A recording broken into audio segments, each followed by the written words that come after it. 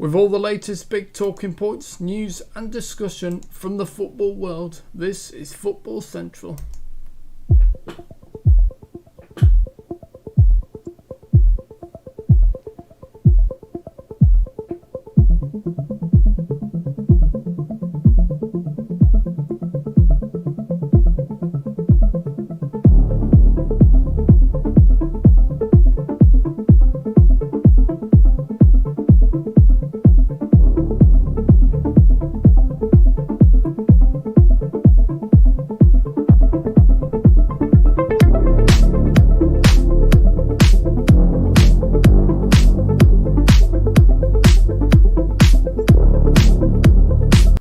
And go. Hello everybody and welcome to Football Central for our weekly roundup of all the latest Premier League games. There was a roundup of sorts last night, but TubeMix ended up doing it more on the Liverpool-Tottenham game as he was on his own. But I am back, I am Sam Taylor, and to do this roundup, another midweek roundup, and luckily we've not missed two rounds of fixtures because last weekend was the FA Cup. With me tonight, we are the dynamic duo. It is Mr. TubeMix himself. How are you, sir? Thank you, I'm very good. Good evening to you. Yes, good evening to you and good evening to everybody out there as well. Absolutely. Yeah, so we'll be going through all the midweek fixtures and all the games that took place. The last of which, as I formerly mentioned, was Tottenham v Liverpool. But we'll come to that. I think it's best if we go in order, don't you, Mr. TubeMix? Yep. And then we don't get confused. We'll start with the. A few injuries to report on the treatment table. We have Dale Wills, who's working hard to get fit for the next round of fixtures. And Mr. Ben Carney was meant to be making his return last night, but we hear that he's had a slight knock in training, but might be available for tomorrow's Man United match. Man United Arsenal, of course. Just to look ahead as well, we will be looking ahead at the end of the show, as we always do, at the fixtures coming up this weekend. Quick turnaround for everybody. It's a bit like Christmas, isn't it? The Christmas fixtures, even though we're not in Christmas. But yes, as always, please bring your comments in to what we're saying. If you've got anything about any of the games or where the teams are or the games you've watched over the last 3 nights of fixtures, or if you're excited about fixtures coming up this weekend, or if you just want a general chat during these difficult times. We do everything on this show, and we appreciate that people might just be needing a chat. So anyway, I've waffled enough because we've already started a bit later because of me. So I'll hand over to your ever dependable host, Mr. TubeMix. Thank you very much, Sam. Another great intro again. Like I said, you never disappoint. Well, neither of the guys do. You're absolutely fantastic. Thank you. Okay, so we'll start with the beginning because that's a very nice place to start. And we will start with... Tuesday. Yep. Yeah, we'll start with Tuesday. So, Tuesday the 26th of January, this was it. And it was Crystal Palace 2, West Ham United 3. What a game this was. By the looks of things, Wilfried Zaha started us off in the 3rd minute, assisted by Christian Benteke. Michy Batshuayi, who has been, in a lot of, rumoured to be, potentially threatened by the new signing that Palace made. Scored in the 97th minute, assisted by Jordan Ayew. Thomas Souček scored in the 9th minute for West Ham, assisted by Mikel Antonio. Aaron Cresswell assisted Souček's other goal in the 25th minute. And loanee Craig Dawson from Watford scored in the 65th minute, assisted by Jared Bowen. So Sam, did you see the match? I didn't see the match, unfortunately, but I saw the highlights afterwards. On the Sky Sports YouTube channel, they have all the highlights of the game. So I quickly watched them because I've had a busy week this week. But Palace started well, nice and bright. Wilfried Zaha calmly slotting past Lucas Fabianski to give. Yes, that is right. Lucas Fabianski in the West Ham goal to give Palace the lead. I don't think we need to say a lot about Wilf. We've said everything that we need to in previous shows. But where would Palace be without him? And to be fair, he really turned up this season. Not that he ever doesn't, but last year he went for it was a quiet season, wasn't it, for him, Zaha? Yeah, and this year I think it's been one of his best seasons so far, in terms of goals and assists. But yeah, it's if Palace. Obviously, when you're a smaller club, and there's no disrespect to Palace in Premier League club, but in Premier League terms, they're one of the smaller clubs, and you've got a player like Zaha, you can't afford to lose him. Yes.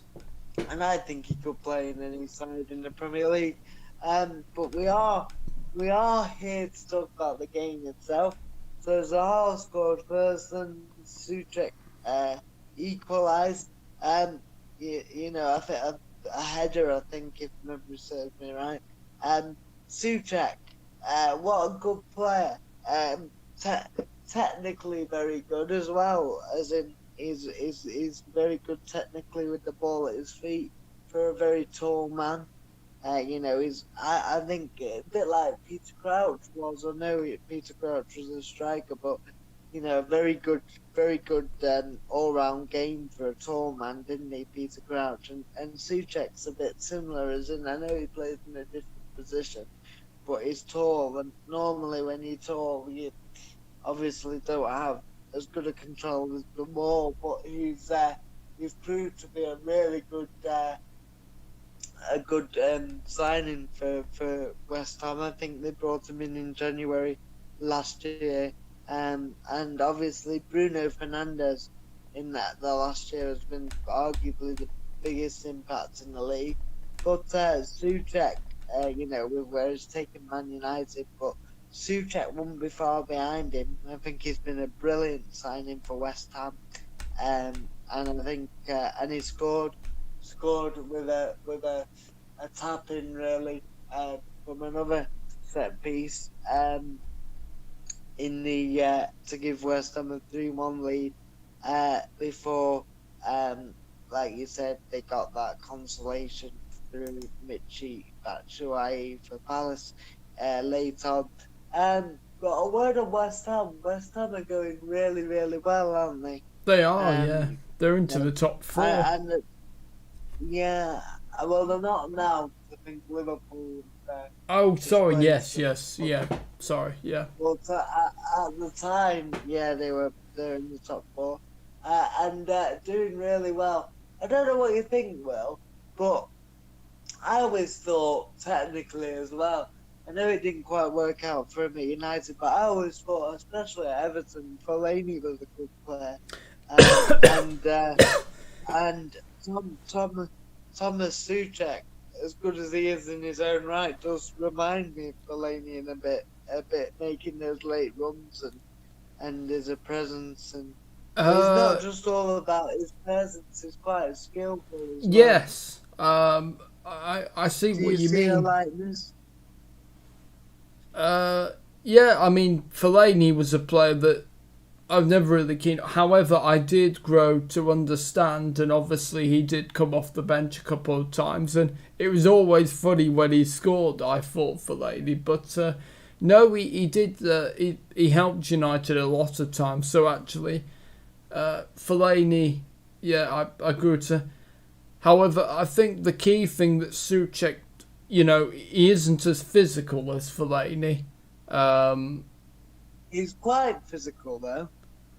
Oh right, well to me, I've not seen anything that's very Fellaini-esque, but He puts tackles in and makes late runs into the box like Fellaini did for Everton in particular. He played a bit deeper at United, but oh right, well each to their own, and yeah, obviously but they're different players. But are you a fan of Souček, Will? yes, I think Souček has really done really well. I saw a tweet from him today. I think it's 1 year since he joined, and what a signing he's proved to be. A really That's why I made the comparison between him and Bruno Fernandes. Not that they're the same type of player, but I just mean that the impact they've had on their clubs. You look at where West Ham were before he came in the yes. bottom three. Well, I'm looking here, so and now, it says here, since his debut in February 2020, only Bruno Fernandes, 19, has scored more Premier League goals than Thomas Souček, 10, among midfielders. So, yes, that certainly backs, what you were saying, Sam. It's a fantastic player, and, what a signing, because unlike Fernandes, who was, perhaps, well, lots of people knew who he was. I think Souček, I'm not quite sure lots of people knew who he was. he came from Prague, didn't he? Yeah, something like that, I think. Well, to Prague, I think it was, because the other fella they've got now at the fullback, is it Kufal? Kufal, yeah. He came from the same place that Souček did. Oh, right. But I think it's important to talk about West Ham in general. What do you think of West Ham's performance as well? I think West Ham are doing really, really well. We said this loads of times. We all thought West Ham were going to be really toxic, particularly from the... But Diagana, he's not exactly done it at West Brom, has he? And West Ham are doing really well. So, yeah, but what problem? It seems absolutely ludicrous now, but yeah, it's... In fact, that seems to have gone the other way. The fact that they were so upset about losing him, which they clearly were, Dean Garner, it seems to have galvanised the squad and got real fire in their bellies. Well, yes, and they must be laughing now because, Diagana, they're doing better than him. So, yeah, it's they've had the last laugh. He is in a struggle inside, though, Dean Garner. Well, that is true, and, West Brom, will come to them. Absolutely got put to the sword by City. So we'll see. But, yeah, good things for West Ham. That's... and I also would like to just have a quick say, about David Moyes, because obviously he's got a good squad there now. He's got Antonio, who I really like. He's physical, but again, a good player. I've seen him play right back, left back, right wing, left central wing, midfield. I think he's played there. Yeah. But he seems to have a natural. I wasn't sure about him as an out-and-out striker, because I didn't know if he'd score enough goals. But he is, and he's crucial for West Ham. And I'd like to just say, you look at the good players they've got. I really like Yarmolenko, although he's been injured quite a bit. But Yeah, I think yeah, he's a really good Yarmolenko's a good player. Yeah, I like him. Gerard Bowen, they've got good attacking players. Bowen, Souček we mentioned, Rice obviously, O'Connor O'Connor and who's the other fellow that plays alongside O'Connor? Uh, Not Diop, the other Felipe and no, sorry, he's on loan. centre half. I mean, Centre half. It's not Ben Johnson, the youngster you're thinking of, is it? no. Well, Haller's gone to Ajax, so it's definitely not him. No. A centre half. Oh, Lanzini. No, Lanzini's not a centre half. Oh, sorry, no, he's a number 10. No, I can't think. Anyway, but they have a good partnership at centre half and seem to be well balanced. Yes. And I also think Saeed Benrahma, now that he's got fitter, because obviously he didn't play a lot at the start of the season for Brentford because nobody knew what was happening. But he's going to be a great signing for them. I think Benrahma's going to be a better player than Payet for West Ham, and that's saying something. Well, I mean, Payet, he was a fantastic player, and But I'm a big fan of Benrahma. Yes, but, also Championship players don't always adapt to the Premier League, so we'll just have to wait and see, won't we? Do you think he's a talented footballer, Benrahma? Well, obviously he's scored lots of goals in the Championship for Brentford. I've not seen much of him in a West Ham shirt whenever he's played that's like, wow, that's not, got me off my seat, but... I think we got to remember though, he came in at the end of the window and he'd hardly played and hardly had a pre-season, so we had to give him time. And to be fair, David Moyes didn't play him a lot at first. No. But then he started to get, probably because he wasn't quite fit enough, but he's starting to get in the side now, and he had a real impact on the game against Palace, so we'll have to wait and see. I'd like a word on our former manager as well, David Moyes, who I think is a good manager really, and he seems to have got his spark back, because when he was at Sunderland and Real Sociedad, he didn't really seem to have his spark. It's like United took something out of him because obviously it didn't work out. But now he seemed really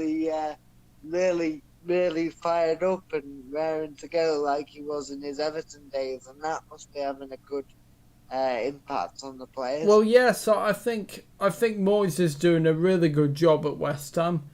I still back my point that he should never have been United manager. I think Ferguson was a fool, but he's doing a good job at West Ham.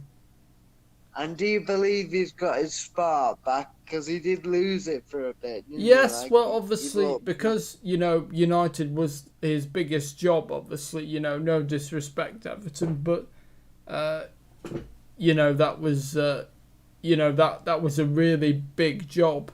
And because that didn't work out, and obviously, Sunderland, I don't think anyone seems to succeed at Sunderland, so, I think it's just the club's been in a bit of transition and turmoil, hasn't it? Well, yeah. But yeah, he does have his spot back, and, obviously he had 10 years at Everton when he took over from Walter Smith's at 2002 to 2013. So, yeah, obviously did really well at Everton. Yeah, I think he's got his spot back, I think. He looks like he's got his hunger back in his eyes. Like, he looks fired up, and I like that. I like to see that. Well, yes, you always Well, want to see that in a manager, don't you? Because if they're not fired up, then why are they even doing the job? and the players might not be fired up if the manager No. fired up. So what about quickly, Will? Because I know we've been on this for a while.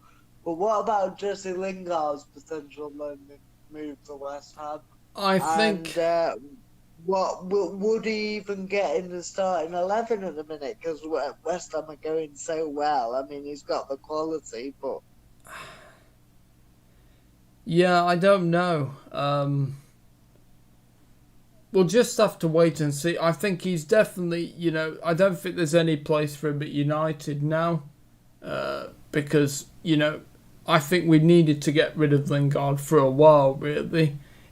I know he's had personal problems, but I never really rated him particularly. Oh, sorry, Sam, what were you about to say? Has he had personal problems? I didn't know that. He has, yes. Fair enough. And do you think West Ham would be a good move for him now? Yes, well, because David Moyes will know him. And yeah, so I think for him, and obviously they do play some good football, unlike Newcastle, Steve Bruce, who play negative football, and West Brom, I mean, why would you want to go to West Brom? So yeah, good move for him. We'll see. And you think he'll play? You think he'll play if he goes? At West Ham. Yes. Yes, I think he will. But obviously, if the way they keep going, who would you leave out though? Who would you leave out for him? Well, that's the thing. I'm not sure who you would leave out. Yeah. So anyway, one to watch, that is. Yes. So let's move on. So the next game. Just quickly, Will, on Palace, what do you reckon to Palace? Palace, well, not spectacular, obviously, but solid. Palace. Get relegated.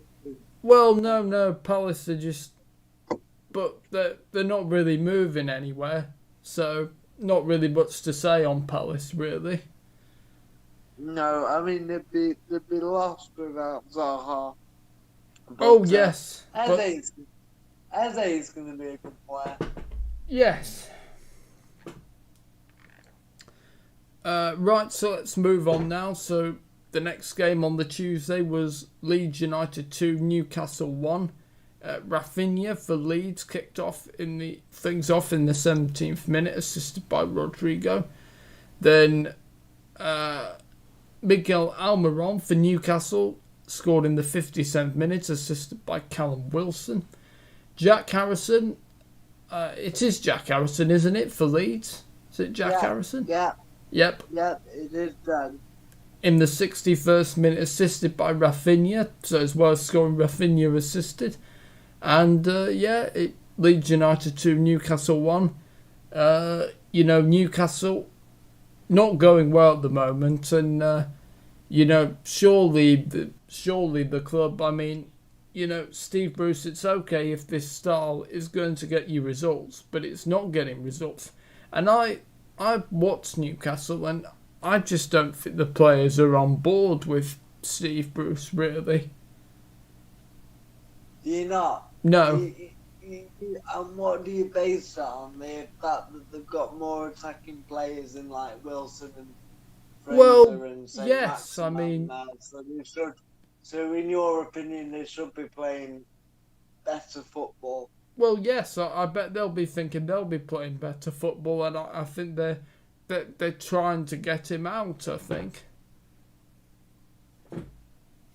And you believe he should be sacked?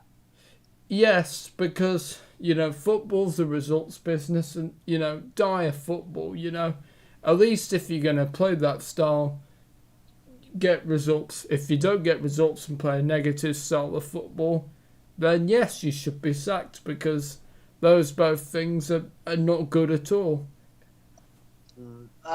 Here's a question for you then. If the fans were back in St James's Park and we hadn't had a pandemic, would he have been sacked by now?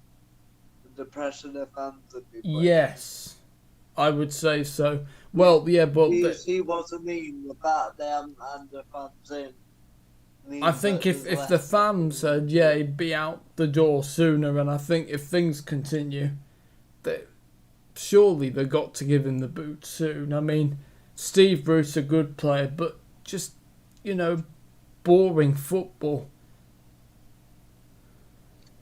Yeah, and they have brought attacking players. We've had this discussion, haven't we, Will? I think yes, it feels like we're saying the same things about Newcastle. Wilson must be so disappointed. Callum Wilson, you look at how he played at Bournemouth, but I mean, in style, they passed the ball. All right, they might concede a lot of goals, but they play good football.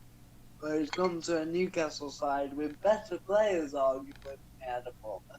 But they're not playing as good a football. Yes, and they must be thinking, why have I come to Newcastle, So, yeah, I reckon if Bruce stayed on, I'd reckon Wilson maybe might want to leave, probably. And I wouldn't be surprised if clubs came in for them, they'd probably jump at the chance to leave. Because why would you want to play for Newcastle at the moment? So,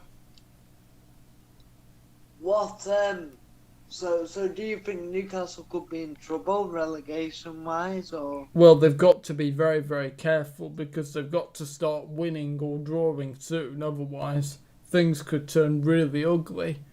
So, it's a good job for Steve Bruce that the fans are not there. Yeah, because like I said, I think he'd be out the door sooner, long by now, if the fans were there.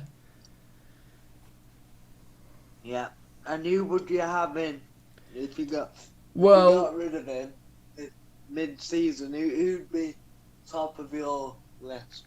Well, realistically, Rafa Benitez has left his job in China. Now, I know he doesn't play exactly attacking football, but it is a bit more exciting than Steve Bruce. The fans would love him. Benitez, he probably thinks he has some unfinished business at Newcastle, really. With his experience at the Premier League, Benitez is a really good manager. So I'd probably go Benitez again, probably. You know who I'd try and get, although I don't know if you'd let him go? Who? Thomas Frank. Oh, yeah, from Brentford, although I don't think he would leave with Brentford, I don't think if he'd go, it'd be at the end of the season because surely he'd want to try finish, getting Brentford into the playoff places. So. They play good football, don't they, Brentford? They do, yes, and, Ollie Watkins, who's doing, well at Villa and said Ben Rama coming to West Ham and Rico, being linked for transfers as well. And David Raya, I know the Brentford goalkeeper, he's been linked with Arsenal. And it's a credit to, the good work that, Dean Smith started and Thomas Frank continued because Thomas Frank, of course, and the recruitment. Yes, because Thomas Frank was, of course, Dean Smith's assistant coach before becoming manager of Brentford. Yeah. So he sure was. And actually something like that, and it's the same with Jason Tindall at Bournemouth, is actually good because the players know them, and it also... Why not? If he's got the credentials, then who says you have to always employ externally? He can do a good job internally as well. Yes, but and you get a good sense of continuity there as well, which it can be really important as well. So, yeah, I agree. but yeah, just one final word on this. So, yeah, Newcastle have got to be very careful. Good for Leeds because they're, they've actually after their good start for so much months, but yeah, so good for Leeds. But also, well, actually, even though Newcastle have been on a poor run, Alan St. Maximin, who were, obviously a couple of staff, they've still been, affected by, the virus. So maybe, they will, maybe that's been a problem. But yeah, still, well, we'll see. What do you think about?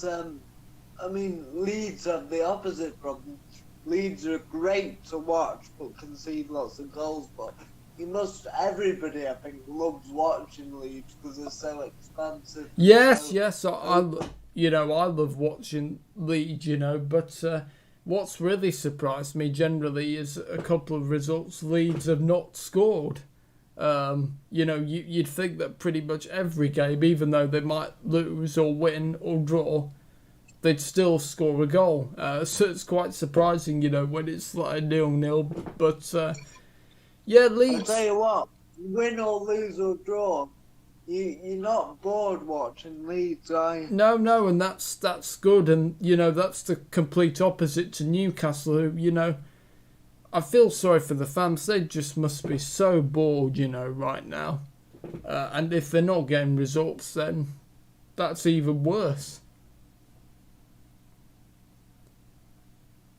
I have to say, though, they are...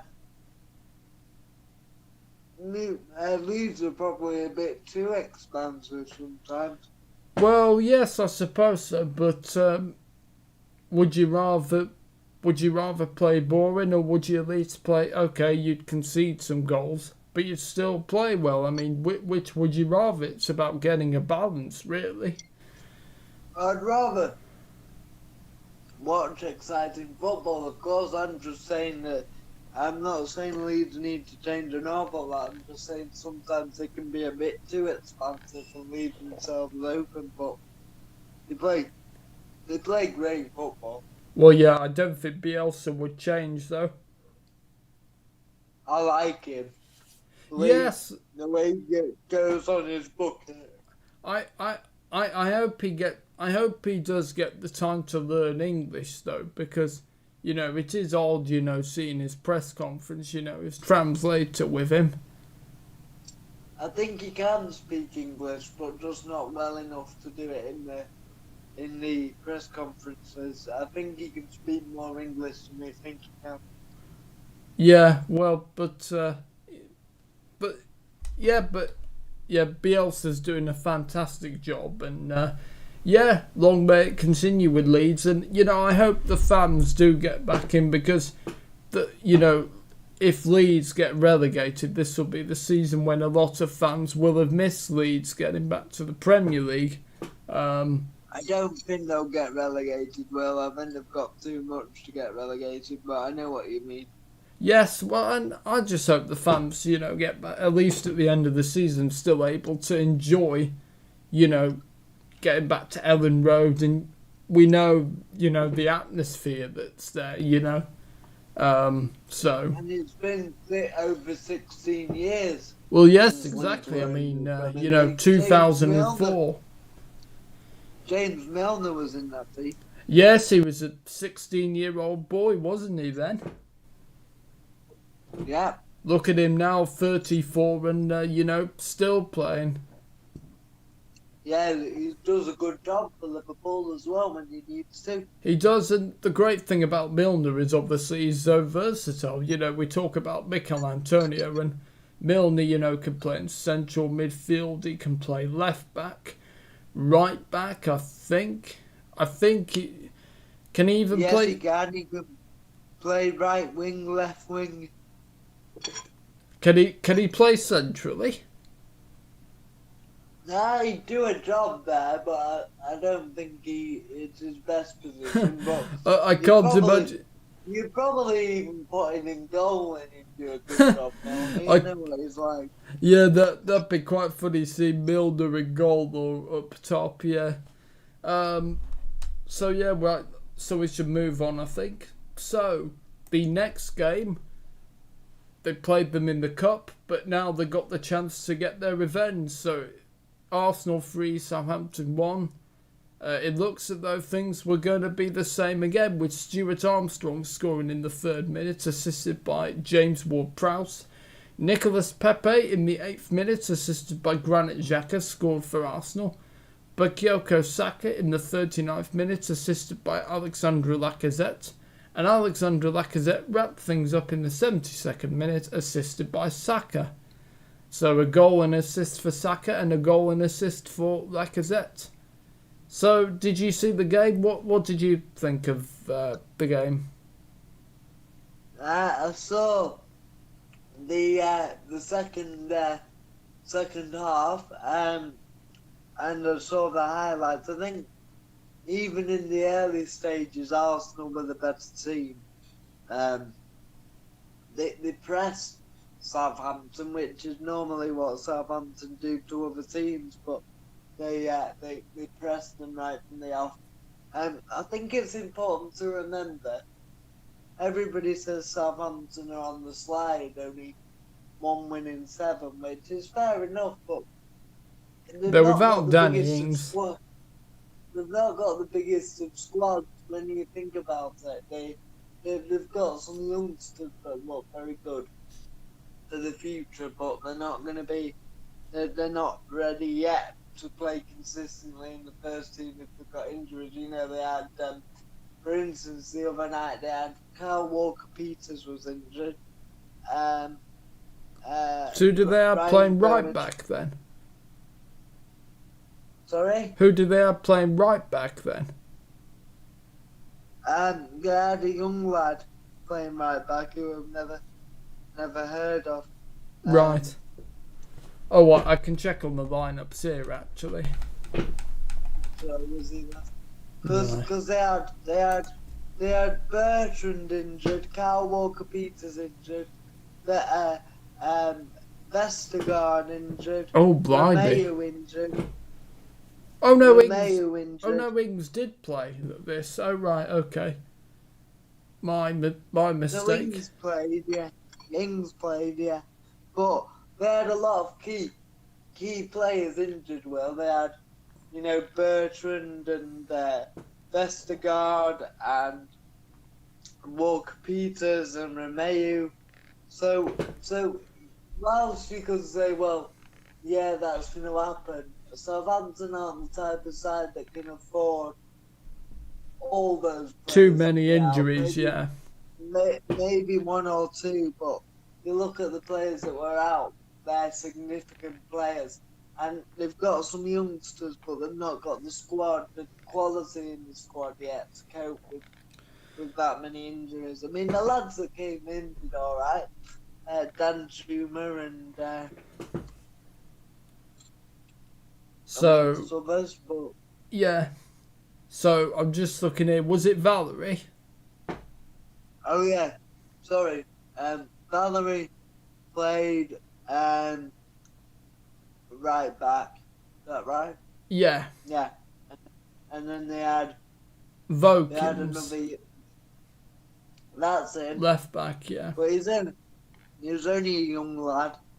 Yes, he's played a couple of times, but yeah, he's definitely a very young player. He played quite well, actually. I'm not saying the new lad played bad. I'm just saying it's a big drop off. Southampton had 4 key players out there. Oh yes, of course, yeah. So I think, not taking anything away from Arsenal, but I just thought that was to bear in mind. I think Arsenal are playing a lot better, and Pepe for once played well. He had a couple of good runs, not just the goal, but he left about 5 in his wake at one point. And he Wow. looked fitter, he looked happier. I started to see what the 75 million was about. 72. Well, close enough. Yeah. But the question is, will Pepe, I mean, if Aubameyang's back, surely that'll be Pepe out the team. Not if he performs like that. Aubameyang will get back in, of course, but if he keeps performing like that, he'll get in the team. And the question is, though, does Arteta trust Pepe? Because he's probably seen it before, Pepe doing well in one game and then the next being inconsistent. So, do you think he has that trust in Pepe? We'll see. No, I'm not totally sure, but he'll have to. So the only way to get the manager's trust will be to be performing well in training and keep performing on match days. Yeah, fair enough. But of course, sorry, you first. But there was a slight concern for Arsenal. You know, Emile Smith-Rowe and Thomas Partey both had to go off. But I think Partey, I think, is going to be fine for the United game. Doesn't know about Smith-Rowe yet. He's been a good player, hasn't he? I watched him and Saka the other night against Newcastle, and they were excellent. Well, they have a good understanding because, you know, I've seen, you know, I was looking at an interview for Smith-Rowe, and because, you know, they're mates and they came through the young team, and they seem to have not just a good understanding, you know, footballing-wise, but also, you know, it helps, you know, that they get on so well and that, you know, they're like brothers. So, did they play with each other in the academy before Saka broke through the first team? Did they play with each other in the academy? Yes, I think they did. Yeah. Well, they would have done, wouldn't they? Bournemouth have pulled the goal back. It's now Reading 3, Bournemouth 1, with 85 minutes on the clock. I was saying 82 minutes here. No, it must be behind. Oh, hang on, let me reload it. 84 minutes it's saying now. Yeah, they're in the 85th minute. Yeah, so that's the only game in the Championship, so we'll keep going back to that. So, for Southampton, you know, do you still think they're going in the right direction with Ralph Hasenhüttl? Definitely. You look at where they were and the way they last year, and the way they play now, and the way everybody's on board. When they've got that many injuries, Will, they're going to struggle. But I like Hasenhüttl and I like what he's trying to do there. How about you? Oh, absolutely. I like him a lot, and I think, you know, it's crazy to think that it's not long since, you know, they were absolutely battered by Leicester and me being absolutely stunned by that. And they could have easily pulled the trigger and sacked him. You know, I thought he was going to get sacked after that because of their poor form before that game and then that game. But no, they've stuck with him. Of course, And if they'd have been top of the league and lost, you know, you wouldn't have sacked him for that. But after being in the relegation zone and getting beat 9-0, and to be fair, the next few results after that, they struggled as well. So they did well. Credit to Southampton sticking with him, because I always liked him. I always hoped he did well. yeah. But he's certainly done well this year. Yes, definitely. Top 10 for Southampton would be a good season. Yes. How about Arsenal, Will? You have quite a good opinion on Arsenal, so I'm really liking Arsenal at the moment. You know, I really like Arteta as a coach. I like, you know, not just Arteta, but actually Edu.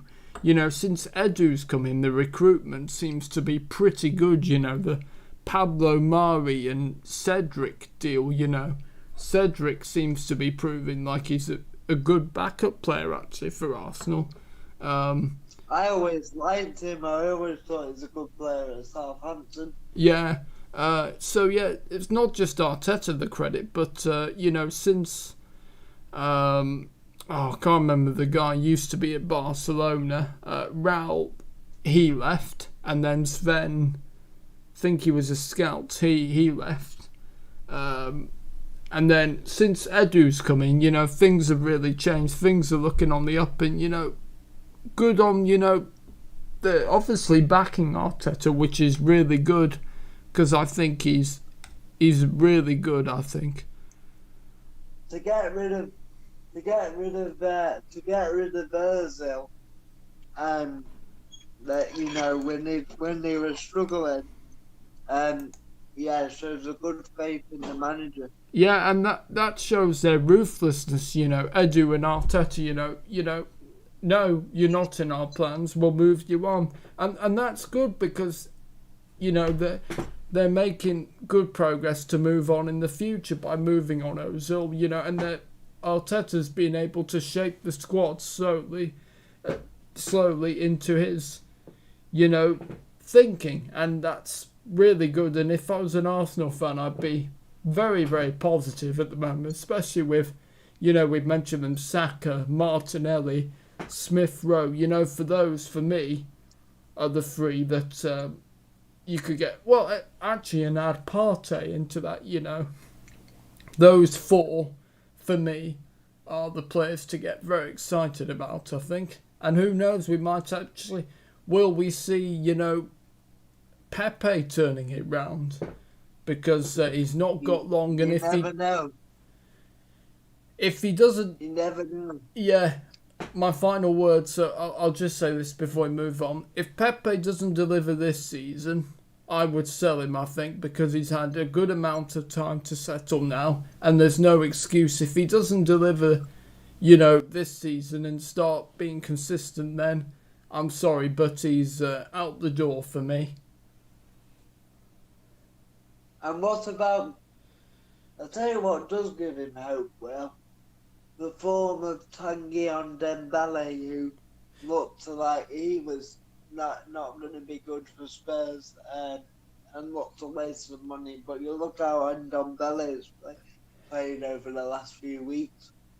Yes, the Ndombele. I mean, now it's turned that he's such a key player for Spurs that when he's not playing, they miss him. So real credit to him. So if he can do it, then Pepe can do it as well. Yes, and maybe Pepe's thinking, being embarrassed by Saka, who's younger than him, and yet he's doing so well. And, Martinelli, let's not forget Gabriel Martinelli was, the second, was it the second Brazil division or something you were telling me? The fourth. Fourth. Wow. And maybe Pepe... Semi-professional. Wow. So if that's the case, then Pepe must be really embarrassed. And, so we'll see. Time will tell. Like I said, we've had times when Pepe's had really good games, especially in the Europa League, but hasn't been able to deliver in the Premier League. So we'll just have to wait and see. Let's move on now. So the final game of the Tuesday, well, it's not a surprise. It finished Manchester City 5, West Brom 0. İlkay Gundogan.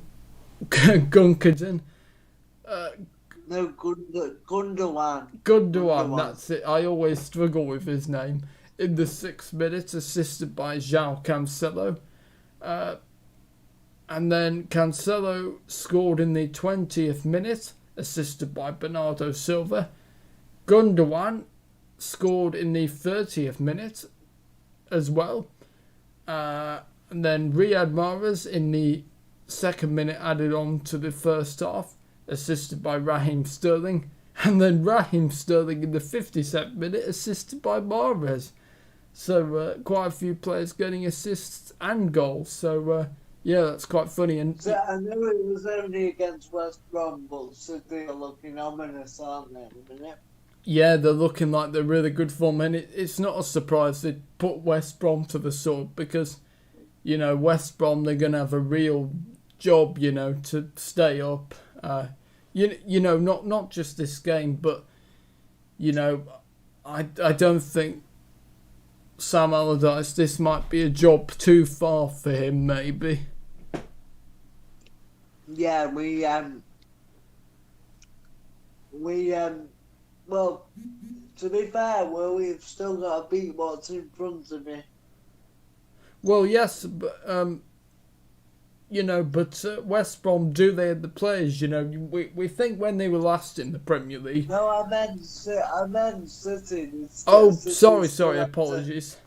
City still had to beat what was in front of them. Yes, but so yeah, as I was saying about West Brom, so when they were last in the Premier League, obviously you had Solomon Rondon who scored a lot of goals for them. Jay Rodriguez, he scored a fair few. And then, before that, I mean, I don't remember him at West Brom, but obviously Lukaku did well for them. But I don't think they have the players, to stay up, I don't think. No. Yeah, I think it's going to be difficult, but if anybody can pull it off, Big Sam can. Well, we'll see. Hopefully not. See, I'm sorry, West Brom fans, but he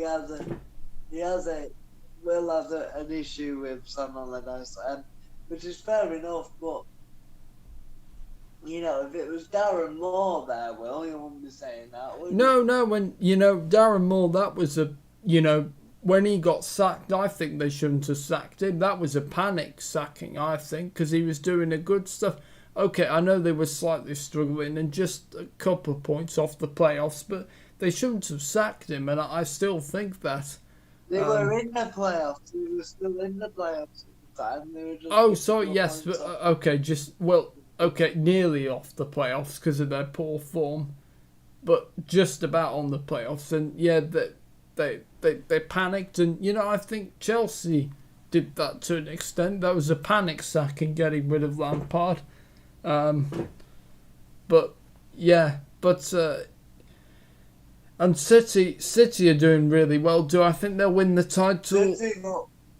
City look like, well, we never know in this season because they're only a point above Man United and 2 points above Leicester, and so it's still very tight.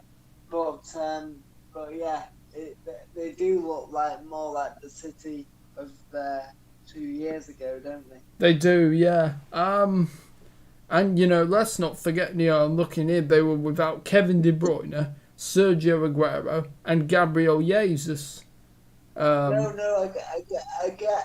do get that, but that's the difference, between what we were saying about Southampton, whose first 11 is very good, 11 or 12, but then they've not got the depth Southampton to cope. Where of course, over a long period of time, City are going to struggle without De Bruyne, but they're going to struggle in a different way because they've got the quality to come in and not fill the void, but they've still got quality coming into the side. Where Southampton, that's City have almost got 2 first 11s they could put out and still win the Premier League. Yes, exactly. So do you see what I mean, Miles? That Southampton's first 11 to 12 is very good. They're gonna struggle to replace the 4 players that were out. Where City would struggle over a long period of time, but are still able to put a strong team out, even with the likes of De Bruyne and Jesus and others out, Oh, yes, out. yeah, of course, yeah. That's the difference in resources, I suppose. Yes, absolutely. Do I think City will win the Premier League? No. to be honest, I do now. to be honest, I don't know who will win the Premier League title. I really don't. But to me, there's no longer one obvious one. You know, things are changing from, week after week. So I know it's going to be a tight one this year. Anybody could win it. yeah, The top eight are separated by about is it 8 points or something ridiculous? yeah, I think so. Yeah. So. Reading have won. Oh, have they won? Okay. 3-1. They look very happy as well. Well, of course. I mean, if you won 3-1, wouldn't you be happy? Yeah, but I mean, there was big celebration there because they've beaten one of their promotion rivals, haven't they, in Bournemouth? Well, yeah, another reason for them to be happy. Exactly. Liverpool. Norwich, right, I've just got the championship table up here as they've just played, so it's just showing them. So we'll quickly dip into that, if that's alright. Well, Norwich are top with 53 points. Swansea are second with 57. Watford are third with, Norwich are top with 53. Swansea are second with 47. Watford are third with 47. Reading are fourth with 47. Brentford are fifth with 45, but have 2 games in hand on Reading and 2 games in hand on Watford, so they'll go second if they win the 2 games in hand. Brentford, because obviously they had COVID issues, and Bournemouth have dropped into 6th with 42 points, having played 26 games, and then come Middlesbrough with 39 points, having played 26 games. Okay, thank you very much, Sam. So we move on to Wednesday the 27th of January. No, do you think, sorry, just quickly, do you think West Brom will survive? No, because I don't think they've got the players. They've signed a player that I can't pronounce. Jesse Lingard is officially a hammer, he is. Where has he gone? Yep, West Ham, yeah. Oh, I thought it was very uncertain last night. That must have been a quick turnaround. When I saw it about 5 o'clock yesterday, they said they weren't sure. Yeah. Oh, I can't believe West Ham's tweet is making me cringe. Jay Lings is a hammer. Oh, dearie me. So they had to pay the £1.5 million to Man United for a loan fee. It doesn't say here, but I presume so. Because did you hear about that? It was United wanted 1.5 million for his loan. I did, yeah. Plus him paying all his plus West Ham paying all his wages, I think. Yeah. Right. Robert Snodgrass they signed, didn't they, West Brom? Oh yes, they did, yeah. But he's not exactly he's quite an old player now. So I don't know if they've signed anybody else. They've signed someone who I can't pronounce his name. Where has he come from? He's come from... Let's see if I can find him.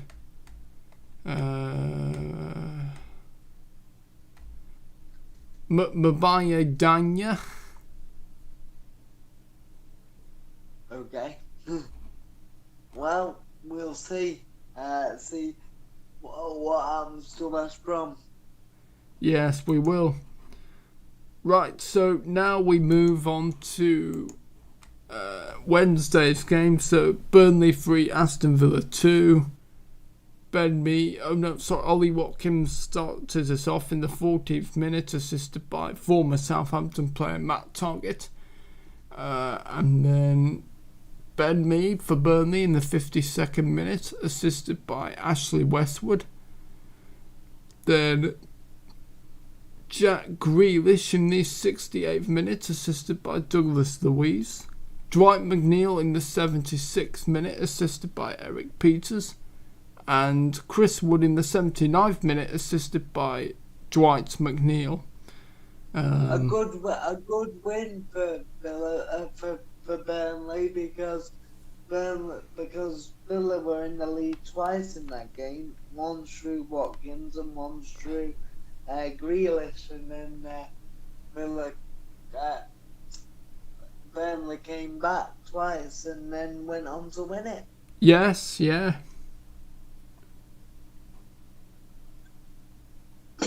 And it's not often you see Burnley involved in a 3-2 game. No.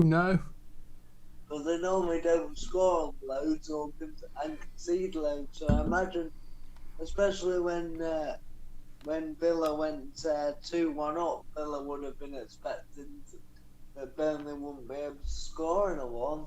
Yeah, but Burnley are on the up. I do like Sean Dyche. I think he's a real character, and he's a bit outspoken as well, and I like that about him.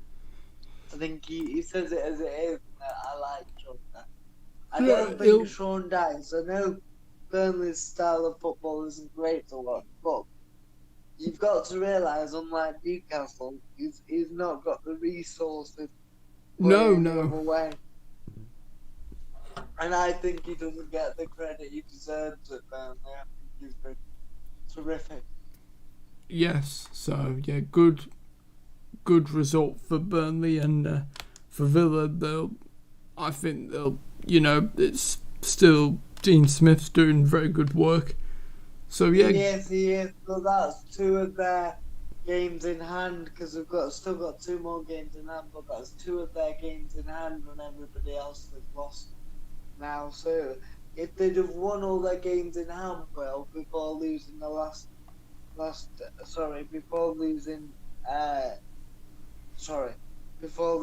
one on Wednesday and then a couple of weeks before against United and City, they would have, if they'd have won all those games and the games that they've got now, the two games they've still got in hand, because obviously they had some games in hand because of COVID and also one left over from the start of the season. They would have been second in the league if they'd have won all their games in hand. But yeah, still a very good season for Villa, and they've put themselves in the position. Imagine if they'd had those 4 games in hand or 5 games in hand and they'd been in the bottom 3. It would have put so much pressure on them to win those games in hand.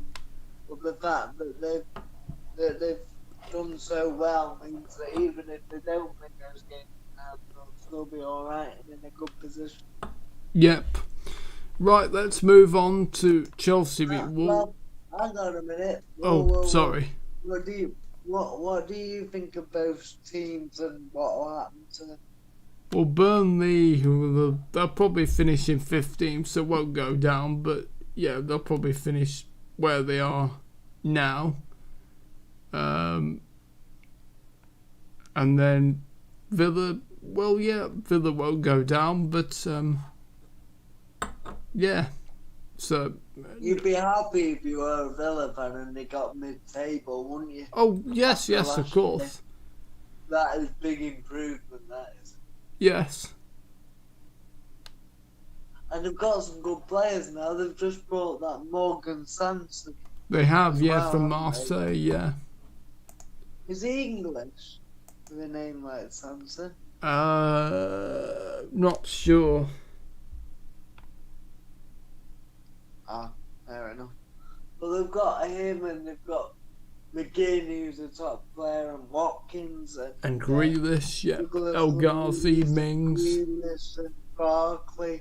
So they've got some really attacking flair, but then they've also got the like Mings, who's a very good player, like Konza that plays next, and Target's playing well recently. So's Cash, Matty Cash. Oh, Matty Cash, yep. Forrest cashed in on Cash. Yep. Right. And as for Burnley, another solid season after a rough start, but I never thought they were in trouble with Sean Dice at the helm. I know they went down in his first Premier League season in charge, then in the 14-15 season, I think, 14-15 when Danny Ings played up for them. But yeah, since the return to the Premier League, they've been rock solid, and even had a couple of I think they finished 9th last year. They did, yeah. Well, a couple of years ago, they finished 7th, which for Burnley, do you remember that when they got into the Europa League? I do, yeah.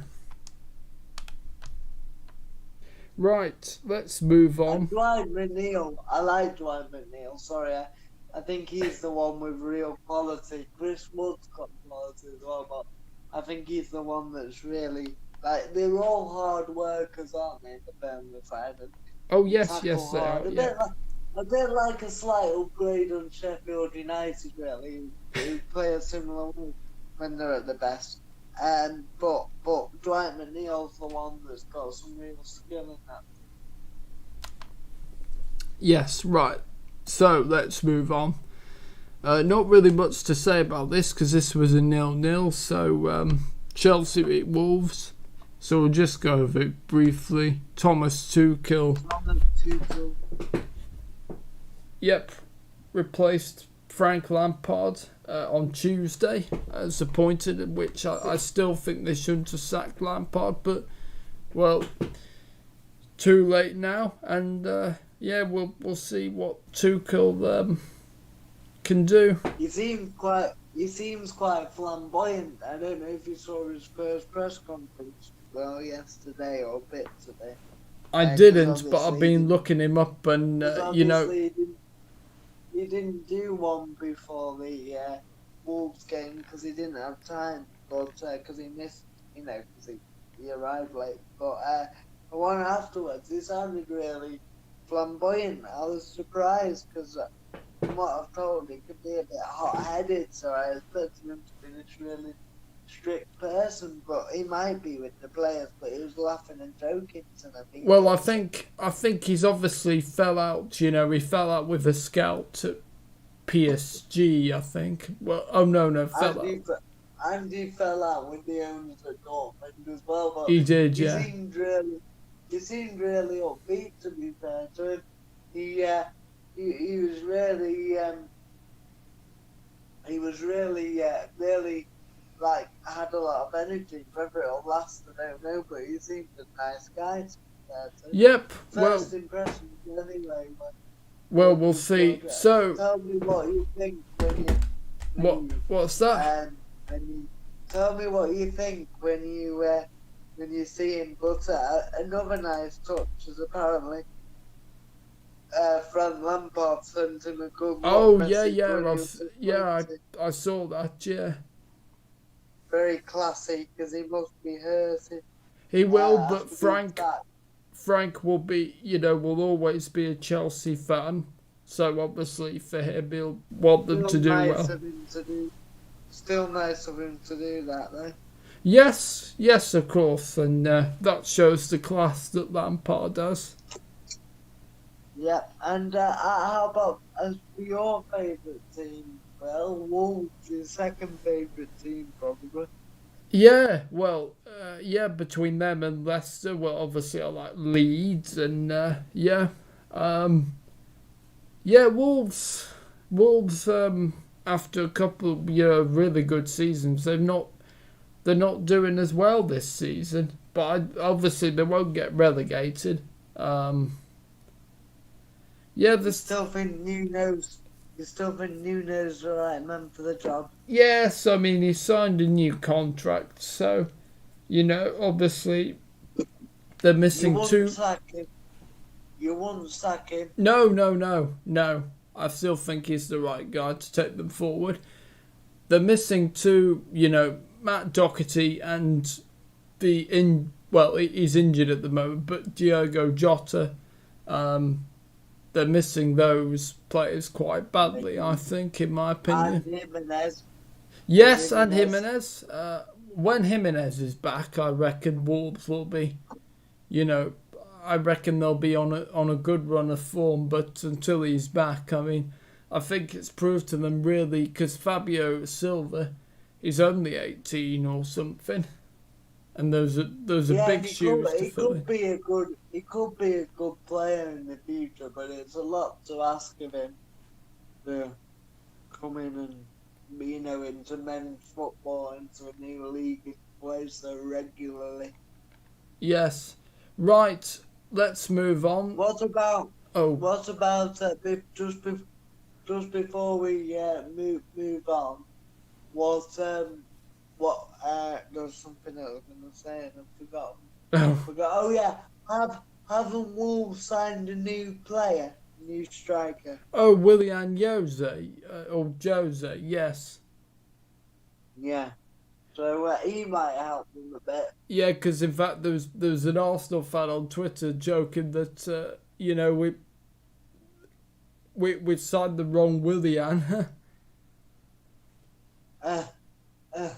I'd say the wrong Willian. Right, let's move on.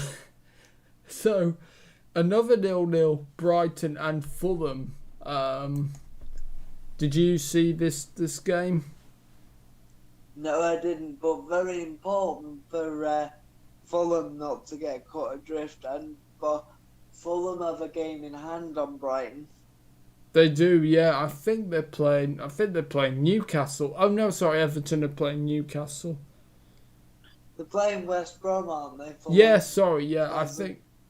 That's another big win, a big game for them, because if they win that, they cut West Brom and Sheffield United away from them, depending on how Sheffield United doing against City. When you think as well, West Brom could be bottom of the league before long, because if Sheffield United, then the game after City, Sheffield United play West Brom as well. So West Brom, two big games coming up for West Brom. If they win those two games against Fulham and Sheffield, or a win and a draw, they'll be right back in it, won't they?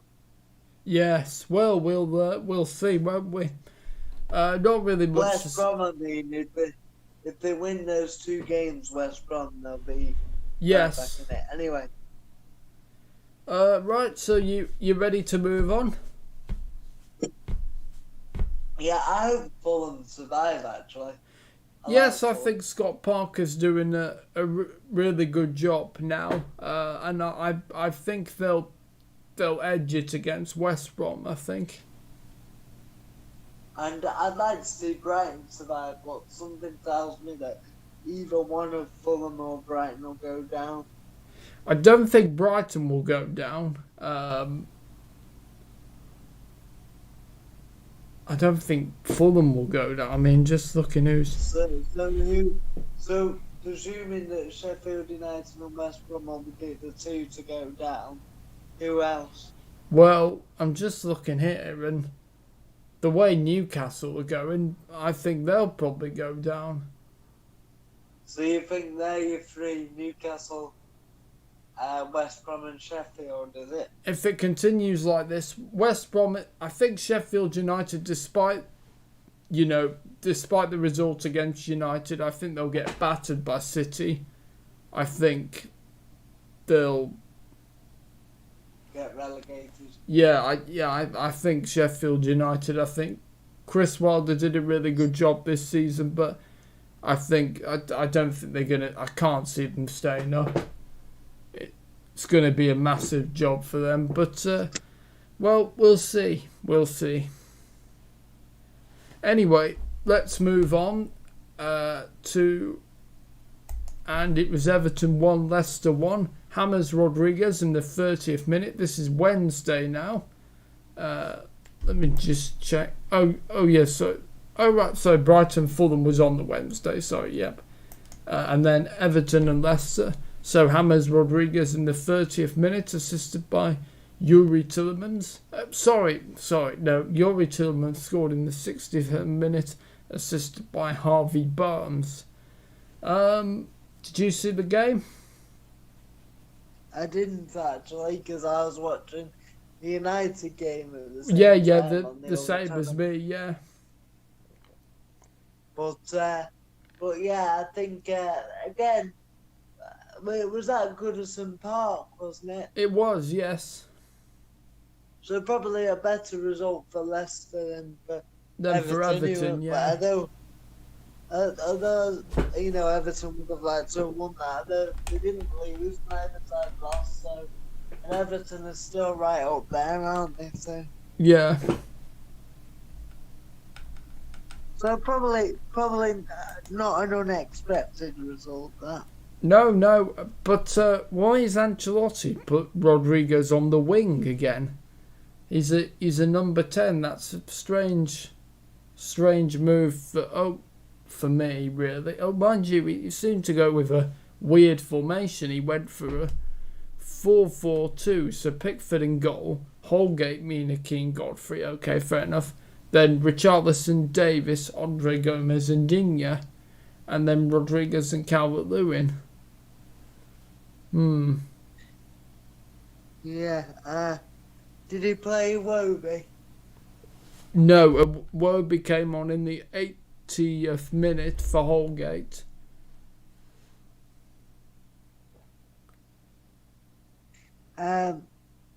He came on in the 80th minute, did he? Yes. My favourite Everton player. Yep. Yeah.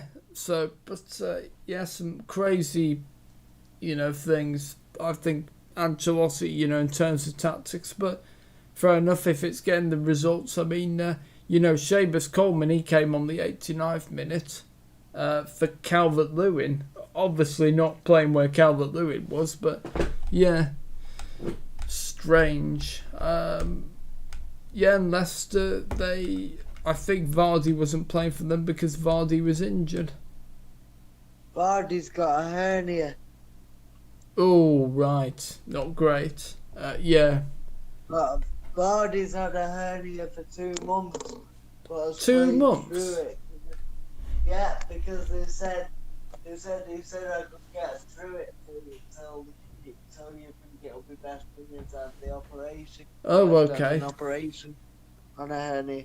But if you've watched Vardy over the last couple of weeks, before he had to have his operation, he didn't look the same, did he? He wasn't running. Do you know, mate, I can't remember, to be honest. He wasn't amongst the goals, was he, for the last few weeks? So, and I said to my dad again, when they played Chelsea, Leicester in Lampard's last game last week, Premier League game, and I said to my dad, Vardy's looks like he's lost a yard of pace, and I thought it might be because of his age. When your legs start to go, they just can go from 1 week to the next. But it wasn't that, and then I found out he had a hernia, and I'm like, that's why, because it can be really painful. Right. But Everton pushing for European football and Leicester as well, do we reckon? Yeah, both teams. I think Everton will be in the Europa League places, and I think Leicester will as well. Yeah. Leicester will be in the Champions League or Europa No, Leicester League? will be in the Europa League places. Really? Yes. You don't think they've got a chance of finishing the Champions League places? I can't. I think it's unlikely. Obviously, you can't say no after this season. Why do you think it's unlikely, if you don't mind me asking? Oh, blimey. You've put me on the spot now. Well, No, go on. I just think, there'll be other teams, finishing in the Champions League places. You know, Like you. oh, blimey. Um, No, come on, you've got to back up your statement. okay, oh, right, okay. Um, well, I think United won't win the title, but I do think they will finish in the top four. Liverpool, United, Liverpool, Chelsea, and Tottenham. Yeah. And you think Leicester will finish outside again? Yes. See, I think Leicester will finish in the Champions League spots this year. I think the top four, I'm not sure about the order, but it'll be City, Chelsea, Leicester. No, City, Liverpool, Leicester, and Tottenham. Right. Well, we'll see. No United in that top four. Oh, right. Well, yeah, like I said, I don't think United will win the title, but I do think they will finish in the top four, but that's just my view. I've just got a feeling we'll have a drop off and we'll finish sixth or fifth or something. Well, we'll have to wait and see. And on to United. That's the next game. It finished Sheffield United 2, Manchester United 1. Keon Bryan for Sheffield United in the 23rd minute, assisted by John Fleck. Harry Maguire in the 64th minute, assisted by Alex Tellers. And Oliver Burke in the 74th minute, assisted by Lundstrom. All Sheffield United players scored there. What do you mean? Well, all three goal scorers were Sheffield United players. Well, oh, sorry, yes, because Maguire played for Sheffield United. Yeah, sorry, you confused me there. Yeah, no, I tried to get a trick question. He's not a Sheffield United player. But no, it's okay. I'm just very easy to catch out. But Sheffield United player. I caught you out with that one. You did, yeah. I couldn't resist it. Sorry, Will. No, it's okay. Very poor performance from United's point of view. I thought a lot of players, Alex Tellers. The PSG. Shocking. Look, Sheffield United were excellent. Yes, well, they were more up for it, weren't they? They were more hungry. United just didn't look sharp. Alex Tellers, the PSG game, he was fantastic, his debut, and then since then, I haven't seen much to say. He should be playing ahead of Shaw. If anything, he's made Shaw better. And Axel Twanzebe, well, yeah, it didn't seem to be a good game for him.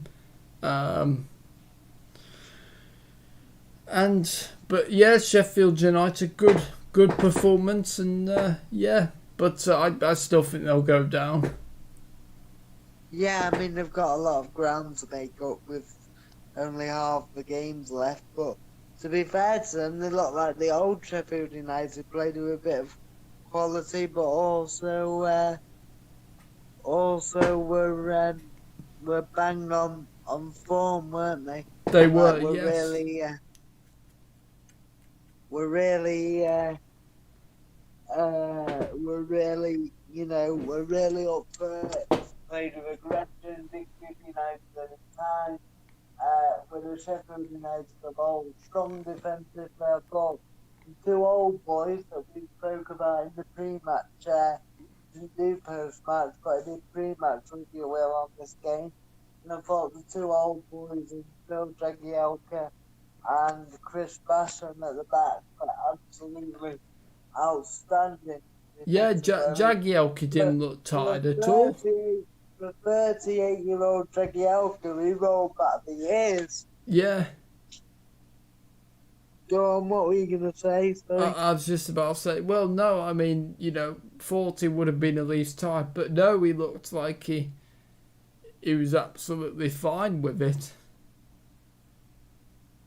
No, I bet he was sore in the morning. Well, yeah, at his age, and all the running around and all the tackles, yes, I'm sure he was. But they were outstanding. Good on them in some ways. I mean, I was bitterly disappointed, of course, but I just really hope. I know there's still 10 points adrift, and they've got City at the weekend, and then they've got West Brom, and other teams around them will pick up points, even West Brom. But so it'll be hard for them. But I do hope they survive. I really do. After this many games, they are the worst team in Premier League history, or they were till they won that one. I'm not sure they are now in that league. But they were the worst side going into the game, points-wise and statistic-wise in Premier League history. But that win will hopefully do them good. And since they won the first cup game, they beat Newcastle the other week, and mind you, everybody seems to be beating Newcastle at the moment. Sorry, Newcastle fans. Even Brentford beat you in the cup. But with a weakened side. Yeah. But they've definitely upturned the form. And one thing about Sheffield United, I get that people have said they've not fought as hard recently, but I think they have. I think it's just a lack of confidence. Last year they were winning games. Alright, they were losing a few, but the morale was good. They finished ninth. They were in the top half of the table most of the season. Where now the confidence has gone a bit, but that result might just bring it all back. And one thing about Sheffield United is they'll keep trying. And I'm really glad the board have stuck with Chris Wilder. Yeah, good. Right, ready to move on? As for United, what do you think that does for United now? By United. Well, by United, I mean Manchester United. Oh, yeah. I remember you caught me out as well on when we did pre-match on that. Yeah, well, I don't think United will win that title, definitely after that. But I still think, they will, still be in the top four, as I said.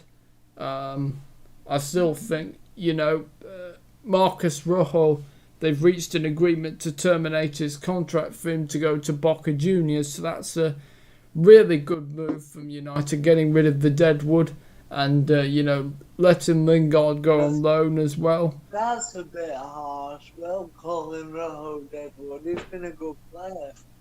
Well, yeah, I don't think so. Okay. Would you say that Lingard's not been a good player for United then? Apart from one season, no, not in my eyes. How about other players that have left? Like, it's difficult. Somebody like Darmian. Darmian, you must be kidding, no. I quite like the look of him when he came in, but it didn't quite work out. I thought in his first few games for United, he was a really good player, and then he just went downhill.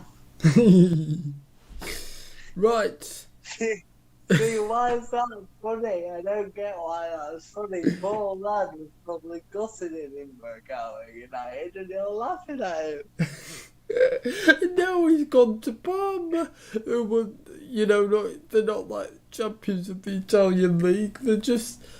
They're probably nearly in the relegation zone. Aren't Parma in Spain? No, Italian. I think. You sure? Oh, hang on. I'm sure that Spanish Parma will. Oh dear. No, Parma's a city in Italy, so. Oh, I do apologise. Very sorry, Mr. TubeMix. You've got me on that one. It's time for me to be slated now. No, it's fine. Right, let's move on. So there was a game on the Thursday. Which game was it? Oh, yeah, sorry, yeah. Oh, how can I forget? I was sort of covering this game yesterday. Oh dear.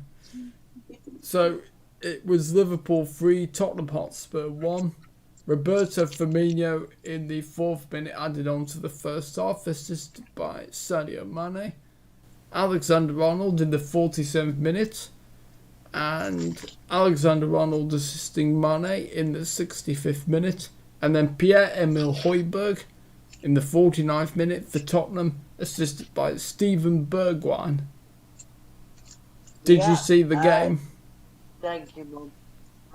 Tottenham, I did. But Tottenham defensively were shocking. Mine went with about 5.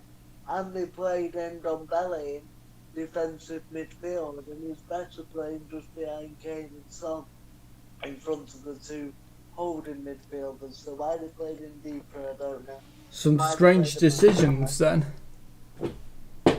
Especially when he's been in such good form. He's clearly not got the engine Ndombele to play there. You know, he's not like Kante, where he can get up and down. He wants him further up the field. Yeah. What did you make of the game? Well, I was covering it, so I didn't, watch it. So it's a bit hard for me to say, because but good result for Liverpool, not good result for Tottenham. I thought at one point Tottenham were going to win the title, but I don't think that's going to happen now. And I don't think they'll finish. I don't think they will finish in the top 4.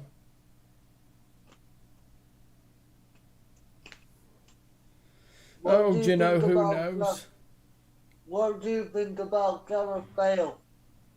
Well, obviously it's not really worked out, to be honest.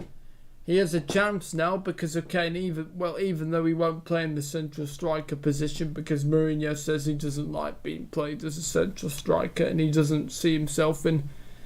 Mourinho says he'll play him where Bale wants to be played.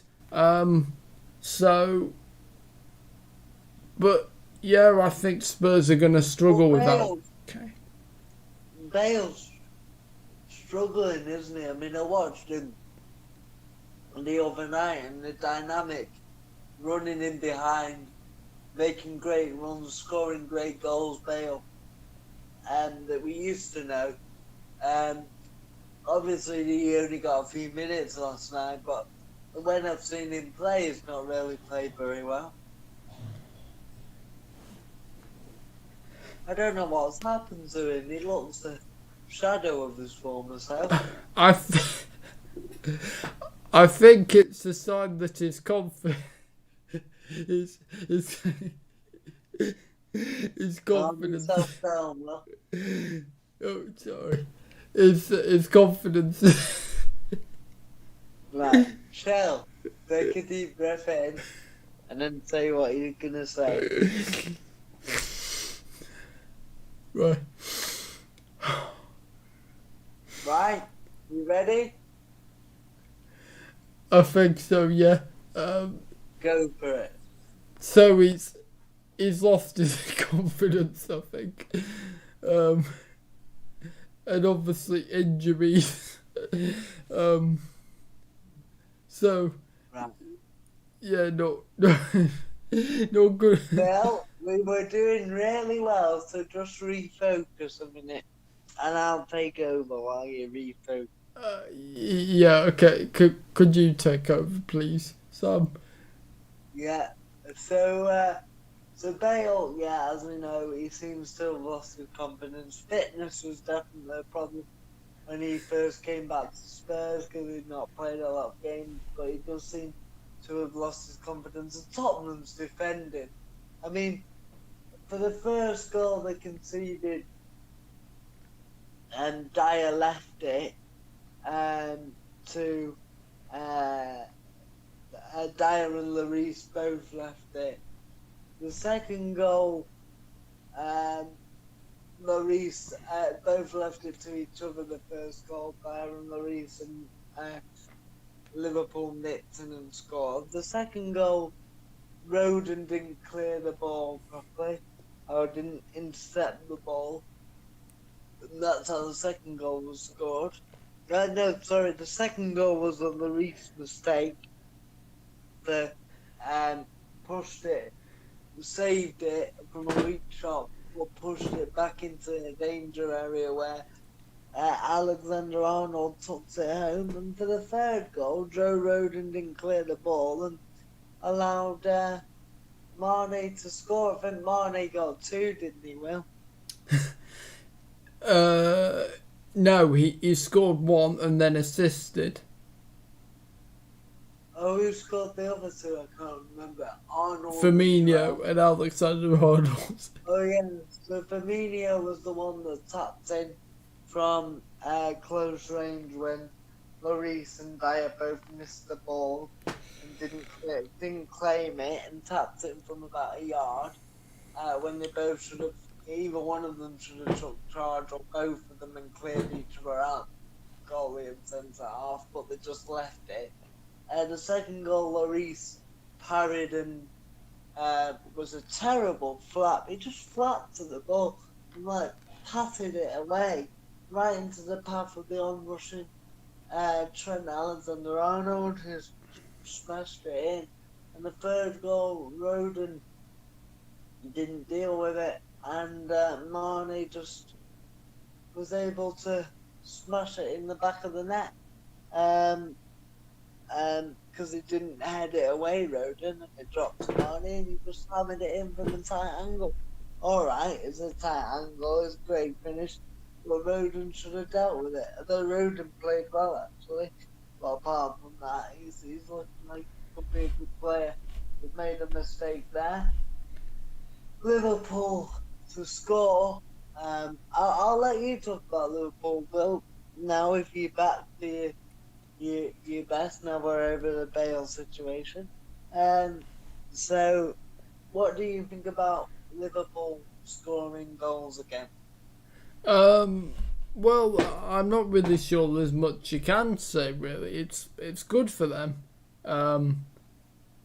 Good that the forwards scored. They've not played in not scored in something like 7.5 hours of Premier League football before that first goal. Oh, blimey. Yeah, so it was good. Although when the front three don't score, the rest of the team doesn't look like it can score, does it? I know Arnold scored last night, but they don't get enough goals from other areas for me. As good as the front three are, they rely on that front three team, which has shown that while they've been having a barren run, they've not had goals coming in from other areas.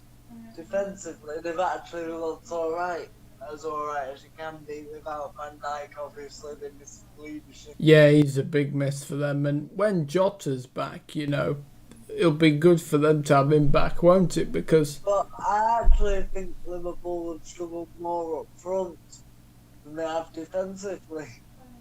Yeah, I think that's a fair thing, yeah. But that form is temporary and class is permanent, and that front three have been arguably the best front three in Europe over the last 3 years. Oh, well, of course they have, haven't they? They won the Premier League, they won the Champions League. and with the amount of goals they've scored, you know, they were bound to have a drop off at one point, which means other players have to step up, and they've not done, and that's why they've been on a bit of a barren run. But I wouldn't write Liverpool off in the Premier League race yet. It could very quickly turn around, Will. Yes, yeah, I think Liverpool, I'm just looking 37, so they could maybe, that's only a couple, City are on 41, Liverpool on 37, so, yeah, well, 4 who points. knows? Yeah, so that's not far off. And so. they play City soon. And They do, don't they? Yeah. Season, yeah. And actually, United have got to play City soon as well, so that will be, those two games will be key games, you know, for who wins the title, I think. If Liverpool beat City, then I think Liverpool will go on to win it. If City beat United, then if City beat Liverpool, I think City will go on to win it. If Liverpool beat City, I think Liverpool will win it. If United beat City, I'm not sure. I think it's going to be close. It is, yes. But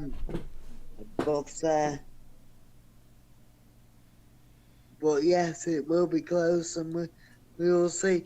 The next few games, big games, will shape the season. You know, if United lose another one, then we've got an uphill task. But I don't think it'll define the season.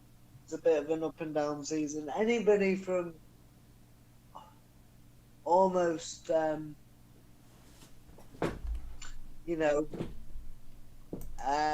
Everton, Chelsea, anybody from like Chelsea upwards could win the league. And yeah, Chelsea are in 9th or 8th, so it just shows you. Well, Roman Abramovich said his target this year is to win the league, where when you're in 9th after half the league games have been played. I don't think Chelsea will win the league. But that would almost be impossible. Yes. But there's still only a few, normally after the halfway point, but there's still only a few points off the top. So this year, because everybody's dropping points, if they put a good run together, then who knows? Exactly. Right. They could theoretically still win the league. Yes, theoretically. Well, we'll have to wait and see. Anyway, let's move on to predictions now, because that's all the games we've covered. So, hang on. Oh, yes, sorry, it's February. Yeah, sorry. Now, just got confused then. Oh, hang on. I thought they'd play on Saturday. Who? Oh, no, sorry. Yes, there's one more Saturday of January. Sorry, just, and there's games on Sunday. Sorry, just getting confused. Doesn't take much. Anyway, so 12:30 on Saturday, Everton v Newcastle. What's your prediction? 3. I'm going to write these down in my notes. Okay, right. thanps, mate, because if I write them down, it's going to take us a long time, as we found out, so... Do you want me to write them down so we can remember for next time? Yes, please, mate, if you could. It's a good idea, isn't it? Then we can. It is. Then we can go. Then we can. Because we always forget, apart from the really big games, what we've predicted. Yes. Yep. So then we can talk about them all. Keep the viewers talking, Will, while I get this up. Yes, I'll just see on transfers into some Marcus Rojo. Well, it's not official yet, but United have reached an agreement with Marcus Rojo ending his contract, so that's excellent news. And there was talk of Roma and Inter Milan about a swap deal involving Edin Dzeko and Alexis Sanchez, but that's fallen through. And they won't pursue the deal further if Inter do not come back with more favourable terms. So we'll see. Sanchez had a good start at Inter Milan, but it's not going well for him again. And I think he needs to head to the MLS. I think he's finished as a player, Sanchez. I think the MLS is a place for him. You're very quick. You're very quick to write players off.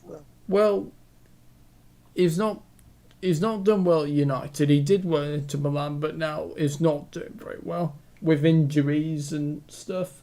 And I just think maybe at this age, the MLS is the right place for him. But I could be wrong. Anyway, so Everton v Newcastle, what have you gone for?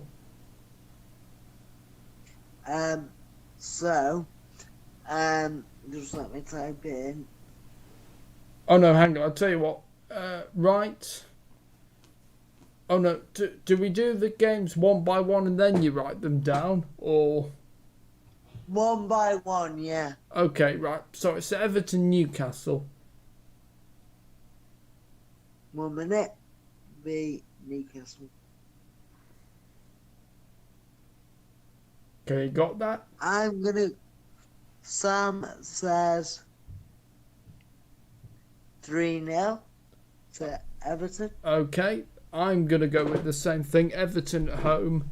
Newcastle, the way their form is, I just can't see them winning. So, yeah, I'm going to go 3-0 Everton. So 3-0 S. And so X.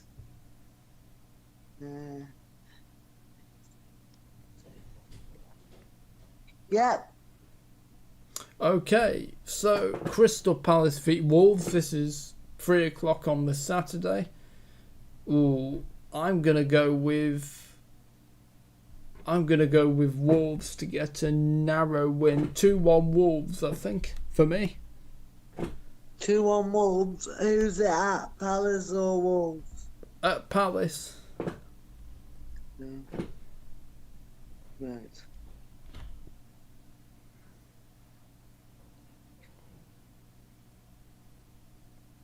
So Palace. V Wolves. V versus Wolves.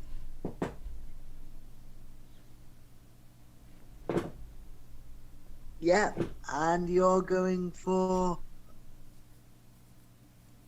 I'm going what for... Are you going for, sorry, Will? yeah, I'm going for 2-1 Wolves, I am. So, W... 2-1 to Wolves? Yep. 1. And what did you go for, sorry? So I'm going for... There we are. 1 to... You said 2-1 Wolves, didn't you? Yes. And S is going for... what am I going for? 2-0 Wolves. Okay, right. 3 o'clock, Manchester City, Sheffield United. For me, there's only one winner, and I think it's going to be... They're going to put Sheffield United to the sword, 4-0 City, the way they are at the moment. Where's it at, Will? Sit at the Etihad. So that just makes it worse. Keep the viewers talking while I write it in. Okay, well, let's see see if there's anything in transfer centre. Manchester City 4-0, did you say, Will? Yes.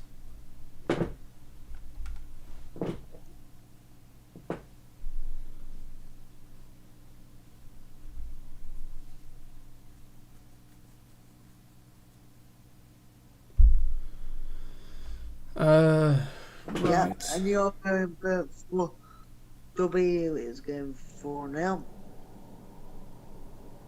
Yep. Right. So sorry, what did you go for? 4-0 for you. And I'm going for S is going for 2-0 City. Okay, right.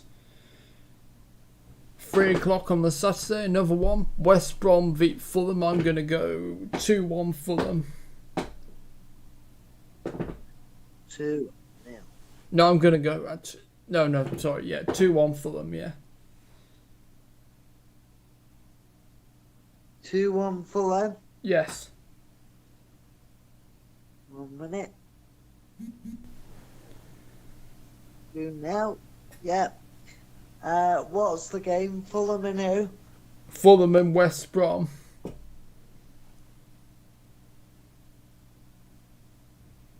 Keep going on that transfer centre, Will. Oh, right, yeah. Well, there's not really much just at the moment. And there's potential talk of some player called Hwang Hee-chan, who used to play for RB Salzburg and played for RB Leipzig, but hasn't done well for them. So yeah, we'll see. Fulham v who? Fulham v West Brom.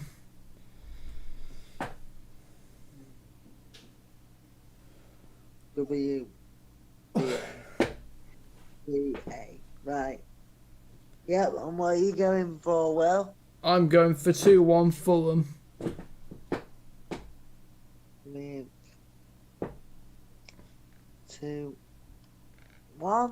Yep, and I'm gonna go for 0-0. Okay. The next game, 5:30 on the Saturday, we'll be covering this one on Football Central. Arsenal beat Manchester United and it's at the Emirates, so Arsenal at home. I'm going to go United to go back winning ways. I think it'll be a tough game. I think a narrow 2-1 United win, I think. The Man U. Can't forget that one, can we? No. What are you going for? Hang on. Manchester United. And it's a... What did you say, Will, for your score, mate? 2-1 United. 2-1 away win, yeah. Yes. So W says 1-2. Yeah. And I will go for 2-0 Arsenal. All right, okay. A repeat of the reverse fixture. Right. 2-1, yep. Then it's a late kick-off on the Saturday, final game, Southampton and Aston Villa. I'm going to go with 2-1 Southampton, I think.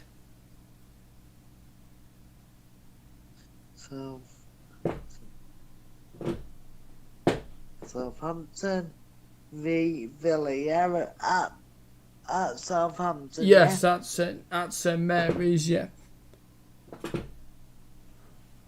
I'm not putting the grounds in, I'm just putting the... Yeah, no, I'm just saying to you that's where they're at. Villa. What did you say? 2-1 to Southampton? Yeah. W says 2-1, and I will go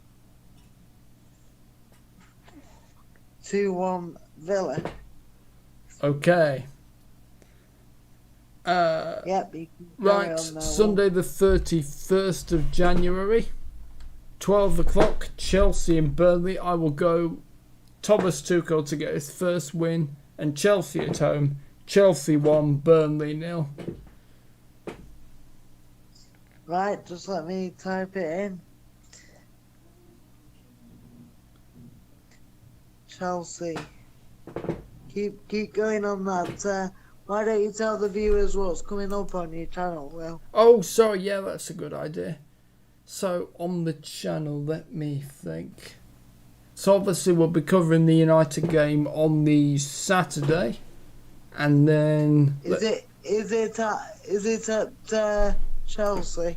yes, it is. Yeah, it's at Stamford Bridge. Yeah. Yeah.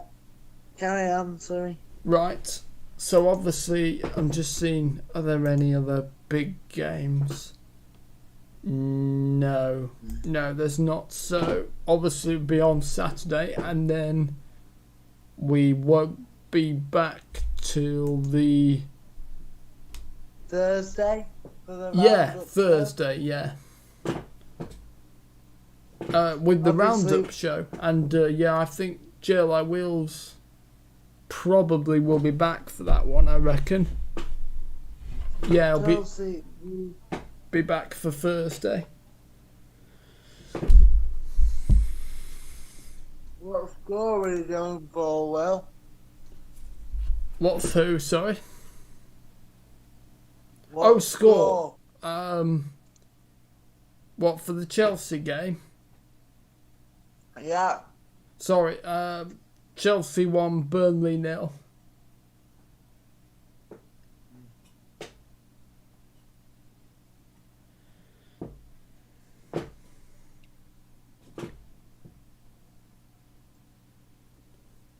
Yeah, and I will go for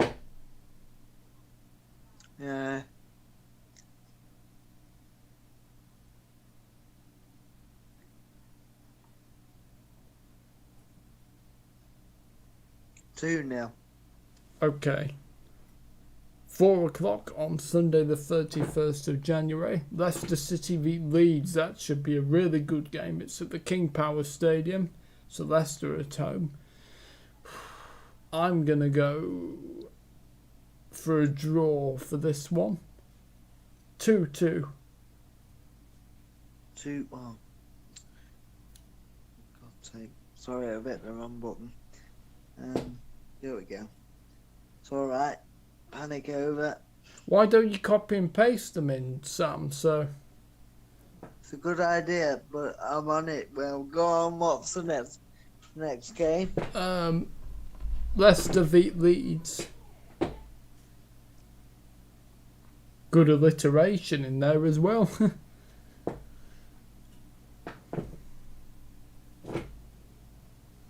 Leeds, and what score are you going for? I'm going for a 2-2 draw.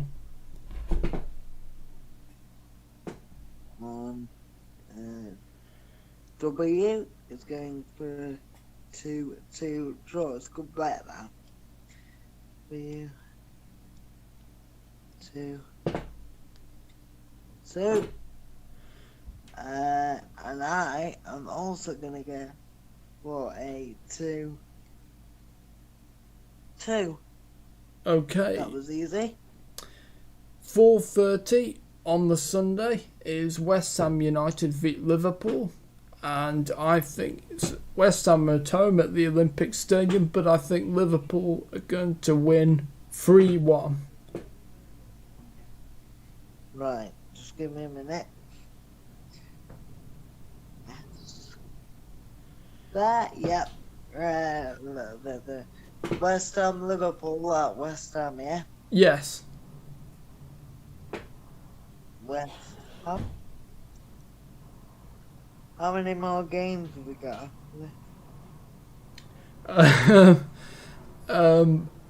Only one more.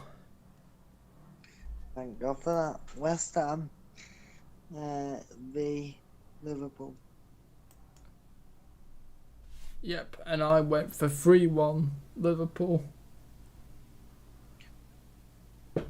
Liverpool. And W says 3-1. Oh, so it's 1-3. 1-3. And S says for me 1-0 West Ham. Yep. Yeah, just for the future, Sam, maybe copy and paste them next time so you wouldn't have to write them down. So it's alright, mate. I've got it. I'm on it. Right. Next one. Okay, and the final one, because after that the Premier League doesn't come back till Tuesday the 2nd of February. So there's a little bit of a break. So Brighton and Hove Albion, Tottenham Hotspur, So it's at Brighton Stadium, but I think... I'm going to go for a 1-1 draw, I think. Brighton v Spurs. The Spurs. And what does W say? 1-1. W is going for a 1-1.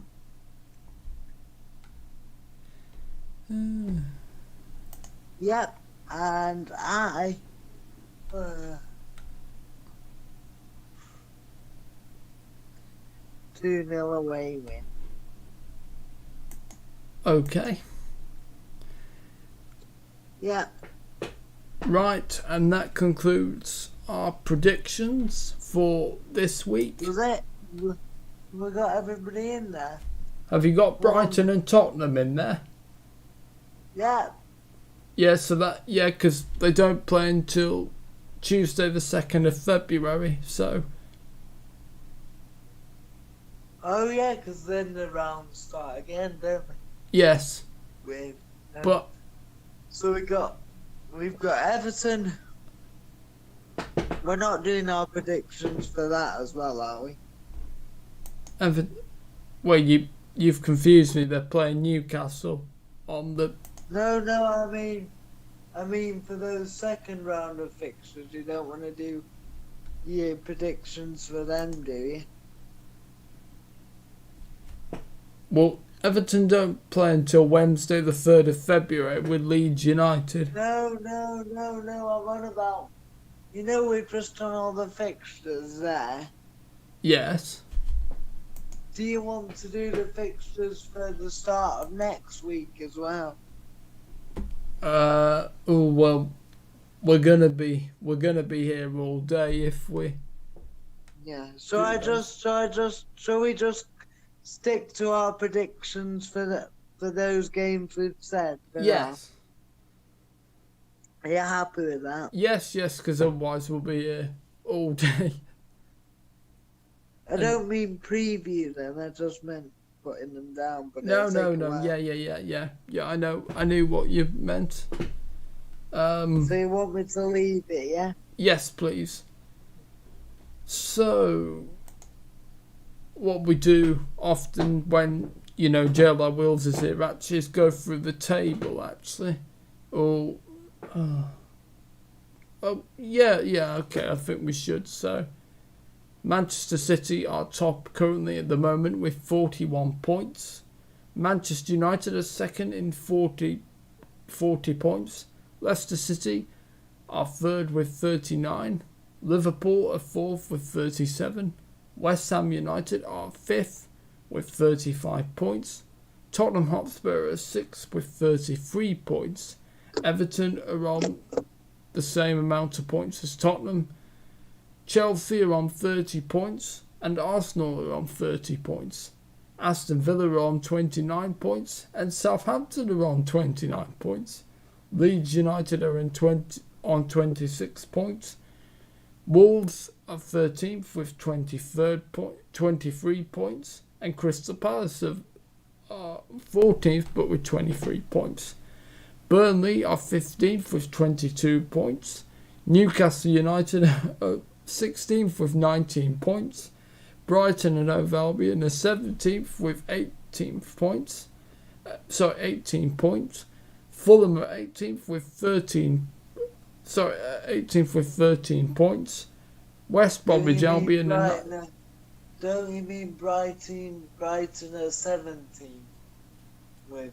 No, I'm on to Fulham, mate. I've already done Brighton. You said Brighton were 18th, you said. No, they're on 18 points. Yeah, right, okay. Yes, sorry. Fulham 18th with 13 points. West Bromwich Albion in 19th place with 11 points. And Sheffield United in 20th with 8 points. Excellent. There we go. Right, and now take us home then, Sam. I've always wanted to say that. Yeah, I'll do a better job than J.L.I. Wheels. Oh, Still watching those. Right, everybody. Well, before we go, do we have any comments tonight, Will? I've kept checking and there's no comments, no. Right. Well, maybe you have your own predictions for these games coming up. If you'd like to, write them to us as well. We've done our predictions. So maybe you want to do yours and we can compare how good we are compared to you, the viewers. I'm sure the viewers are better than we are. So yes. And that is it from us, myself and Mr. TubeMix. We do hope you've enjoyed the show. It's gone on slightly later than Bill tonight, but we've got through it. And yeah, thoroughly enjoyed it. So if you'd like to, please like, share, comment, and subscribe to the TubeMix channel. And as we said, write down what you're thinking about your team in whatever league you're in, and we will read your comments out next time we are on air, which will be tomorrow, even though I'm not here tomorrow.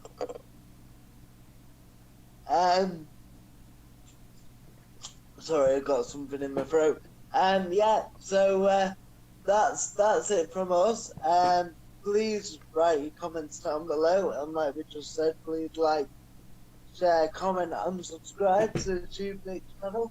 Mr. TubeMix will be back tomorrow night for the United Arsenal game, highly anticipated. Come on, United! Yeah, I will not be available for that one, so I will see you next Thursday now for the Roundup show on Thursday night. It might be Friday, but we'll see what everybody's doing. From all of us here, though, thank you. Stay safe and good night. Have a lovely weekend. Thanks for watching.